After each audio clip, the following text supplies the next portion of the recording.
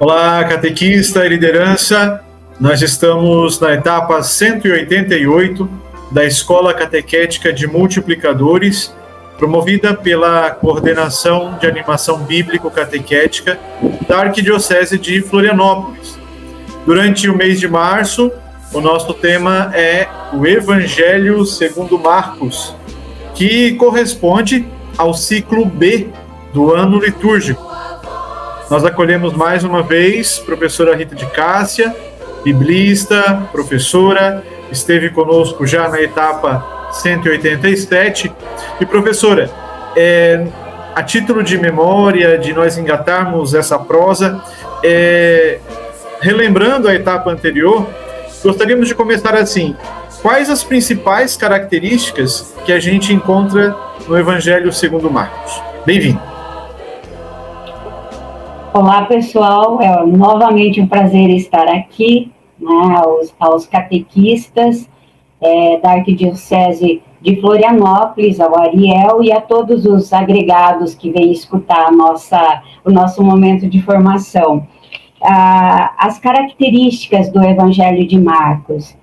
Marcos é um evangelho que ele foi escrito talvez para um povo que estava sendo perseguido. Então, é o evangelho escrito às pressas para orientar aqueles que estavam com medo de ir para o martírio, que estavam com dúvida. Então, por isso que a gente também diz que é um evangelho catequético. A finalidade dele era preparar os cristãos para o batismo. Então, a primeira característica de Marcos é isso, mostrar quem é Jesus. Então, dentro desse contexto, destas características, quem é Jesus? Jesus é verdadeiramente humano e verdadeiramente divino. Então, o que a gente diz? Provavelmente por uma formação, eu não digo uma má formação, mas talvez não compreensão da cristologia. Já naquele período, alguns estavam esquecendo da humanidade de Jesus. E aí que o Evangelho vem ressaltar as características mais humanas de Jesus. Mas não só isso, né? Porque o Evangelho ele é canônico, porque ele não afeta nem a humanidade e nem a divindade. A divindade não pode negar a humanidade. Então, esses aspectos para a catequese da comunidade marcana era importante. Então, quem é Jesus? Uma pessoa que tinha dó, que sentia tristeza, que tinha família. Isso era muito importante para dizer verdadeiramente humano. Então, é o evangelho da humanidade de Jesus, mas ao mesmo tempo a comunicação como filho de Deus. Então essa é uma das características que a gente não pode esquecer e que nenhum catequista do mundo inteiro, pelo menos não cristão, não pode negar isso. Tem que entender a verdadeira humanidade de Jesus. Nós estamos num período onde parece que tudo que tem muito brilho, muita glória, está chamando mais atenção do que uma prática deste humano presente. Nossa, esse critério do Evangelho às pressas, ou seja, é um texto que, na hora que a pergunta vem, você já tem algo a dizer, né? E esse critério que você disse que a divindade não fere a humanidade, e também a humanidade equilibrada naquilo que é humano em Jesus, né? Eu gostei dessa dica, também vou anotar. Só assim, para completar essa questão que você também retomou agora, num diálogo, né? Aí está a diferença entre evangelho apócrifo e evangelho canônico. Olha! Porque o apócrifo, ele sufoca a humanidade de Jesus. Então, isso é importante as catequistas entenderem também, porque eu escuto, às vezes, o pessoal procurando evangelho apócrifo para contar a historinha de Jesus. Sim. Mas por que foi considerado apócrifo? Justamente por isso. Ressalta demais a divindade, quer dizer, só a divindade, nega o processo inteiro, da Galileia até Jerusalém, até os acontecimentos em Jerusalém. Então, isso é extremamente importante. E, desculpa o desabafo, às vezes a gente não lê o evangelho canônico, os 4 textos da Bíblia, e vai procurar o apócrifo, como você falou, professora. Isso é um alerta para quem é coordenador, coordenadora, né? Que texto nós estamos lendo. Eu queria emendar sobre as características de Marcos. E, professora, quando a gente olha, então, para os 4 evangelhos, nós temos Mateus, Marcos, Lucas e João. Qual é a função, ou como Marcos se destaca nesses coleguinhas, né? Entre os 4 evangelistas, como nós podemos ver Marcos ali? Então, Ariel, só mais uma coisinha da questão anterior. Você dizia assim, teu desabafo em relação aos apócrifos. O meu desabafo é em relação a novelas bíblicas, que acha que é o máximo do ensinamento, e a filmes.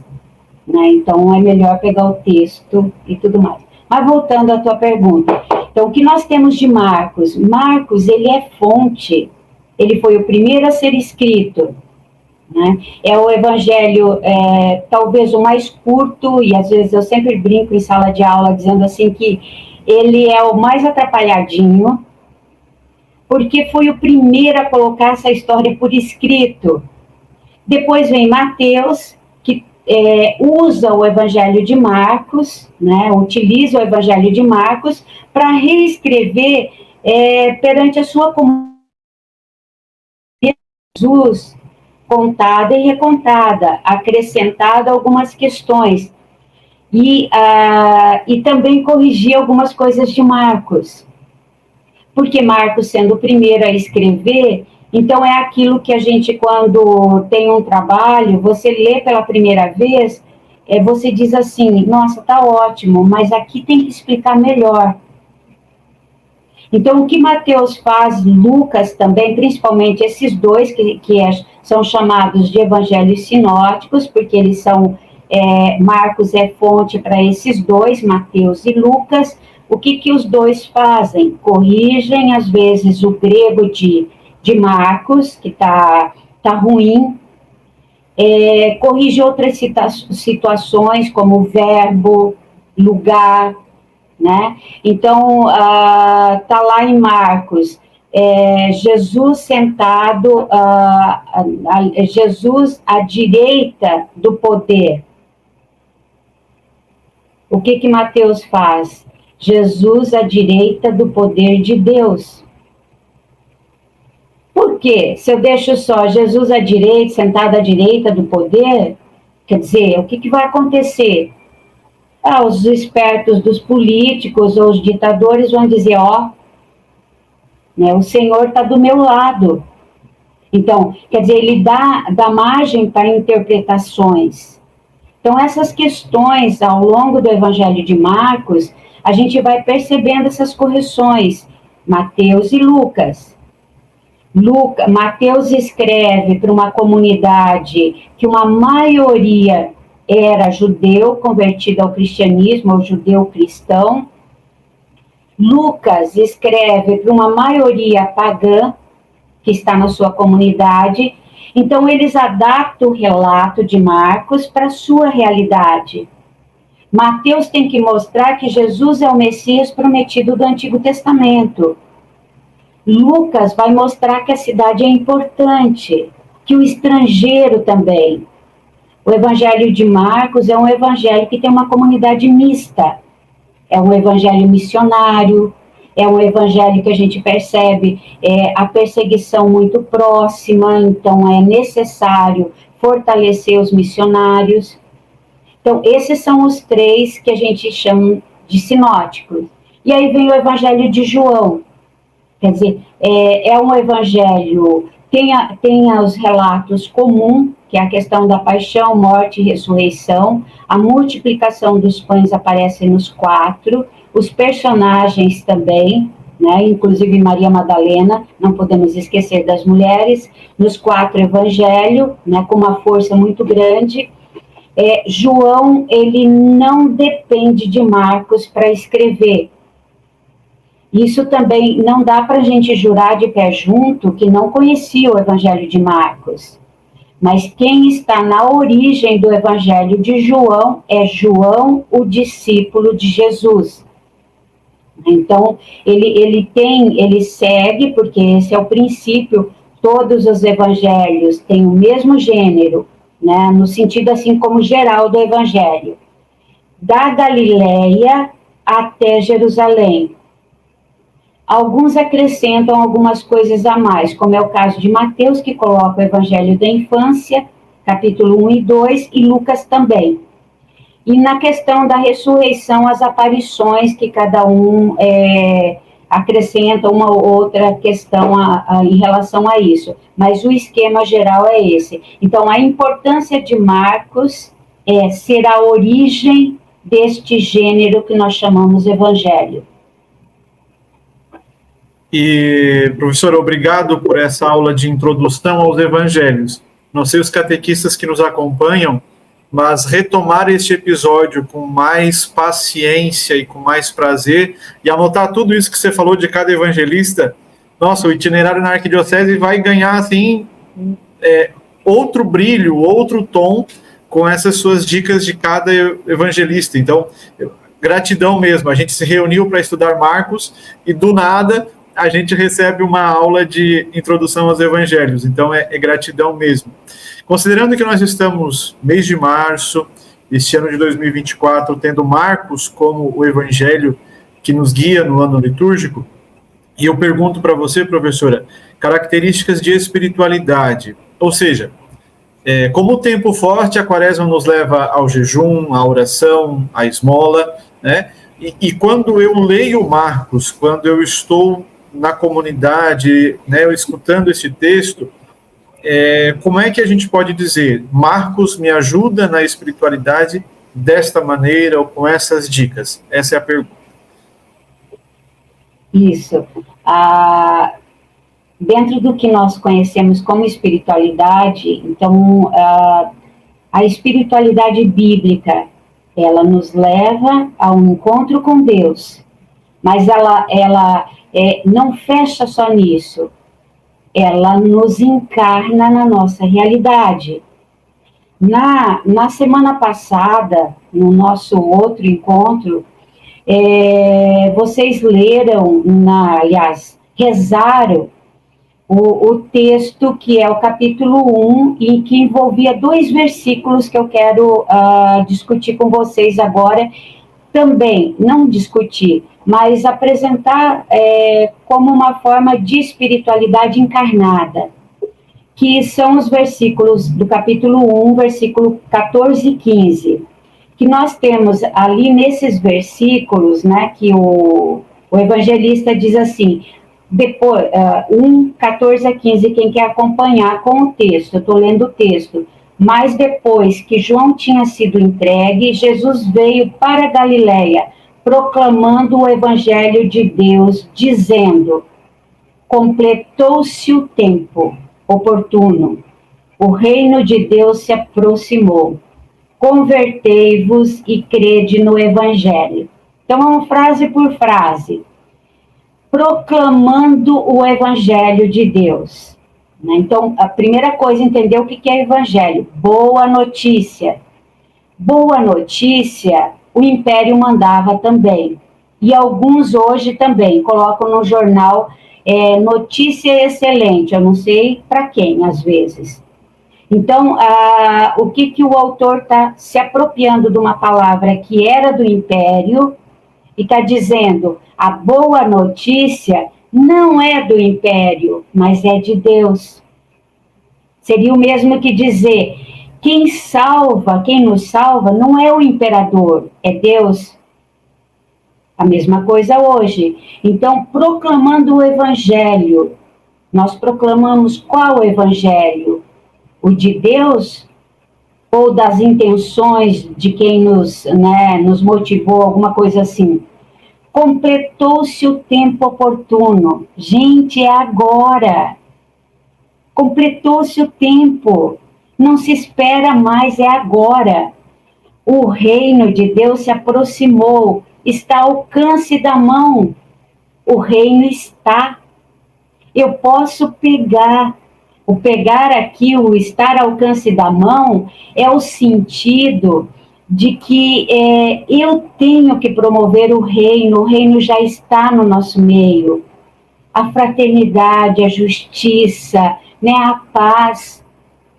E as outras coisas não pertencem ao reino. O reino não é violência, não é truculência, não é exclusão. Então, proclamar o evangelho, a boa notícia de Deus é agora. E está ao alcance da nossa mão. Eu tenho que querer. Convertei-vos. Quer dizer, mude de mentalidade. Creia no evangelho, crede no evangelho, confie na verdadeira força que é o reino de Deus. Então, reler a leitura orante da semana passada, ou do outro encontro, para quem está fazendo em sequência, mas palavra por palavra, né, trechinho por trechinho. Então, qual a boa notícia que nós pregamos na catequese? É fazer por fazer ou a boa notícia é de Deus? Nós estamos esperando ou a gente tem certeza é agora? Ou eu me envolvo com essa catequese e preparo o futuro do cristianismo, da nossa comunidade, ou não vai ter mais tempo, por isso é agora. Está ao alcance da mão. No nível de catequese, nós temos que mostrar isso. E para isso é necessário conversão. Olha o tempo da quaresma. Não é para quem não acredita em nada. Conversão é para todos nós. Mudar de mentalidade, abrir-se para o novo, procurar formação. Tudo isso está dentro desse conceito de convertei-vos, metanoia, mude de mentalidade. E crede no evangelho. Não precisa ter medo de mais ninguém. Muito obrigado. Eu pensava nessas suas palavras aqui. A gente se reuniu para aprender o evangelho de Marcos, portanto uma formação, e sai dela em forma de retiro. Isso é muito grande e é o Espírito que nos conduz, né? Nós convidamos quem nos acompanha a agora nós também tomarmos a Bíblia e rezarmos com a leitura orante mais um trecho do Evangelho segundo Marcos e nos veremos na próxima etapa. Catequista e liderança, chegamos no momento da nossa leitura orante, um exame cuidadoso das Sagradas Escrituras. Para isso, vamos criar um clima de silêncio, externo e interno. Assim, vamos preparar o ambiente para a oração, com Bíblia, crucifixo, vela acesa e pães.